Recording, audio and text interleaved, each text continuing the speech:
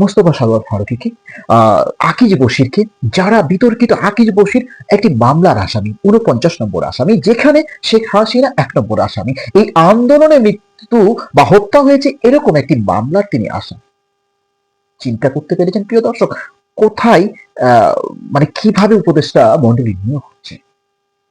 মোস্তফা সরোয়ার ফারুকী, যার বউ বঙ্গবন্ধু সিনেমায় অভিনয় করলো, যেই সিনেমায় অভিনয় করার কারণে আরেফিন শুভ প্লট বাতিল হলো, সেই সিনেমায় অভিনয় করে তার হাজবেন্ড আবার পুরস্কৃত হলো। পুরস্কৃত বললে মোটেই মানে একেবারে কম বলা হবে, এটা কোনো পুরস্কার না, বরং সরকারের অংশ হয়ে গেল।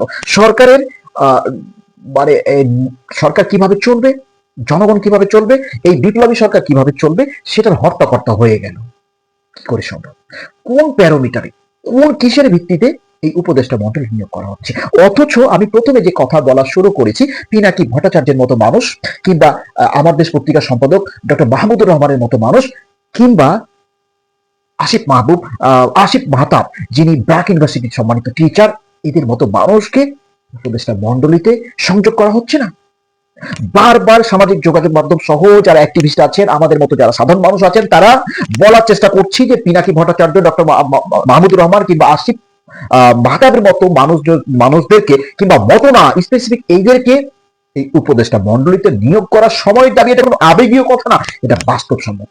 এই বাস্তবসম্মত দাবিকে বারবার প্রত্যাখ্যান করা হচ্ছে, ঘোরাক্ষরেও কোনো মূল্য দেওয়া হচ্ছে না। কেন? অন্তর্বর্তীকালীন সরকার কি স্বৈরাচারী আওয়ামী লীগ সরকারের মতো হয়ে গেল?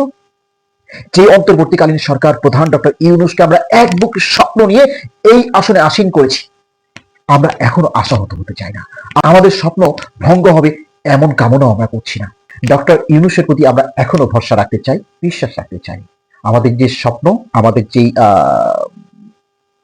অদম্য ইচ্ছা যে বাংলাদেশ উন্নয়নশীল হবে এবং ভালো ভালো মানুষগুলো এই দেশ শাসন করবে, আশা করি আমাদের এই কথাগুলো যারা হর্তাকর্তা রয়েছেন, ডক্টর ইউনূস সহ আশেপাশে যারা রয়েছেন, তারা শুনবেন।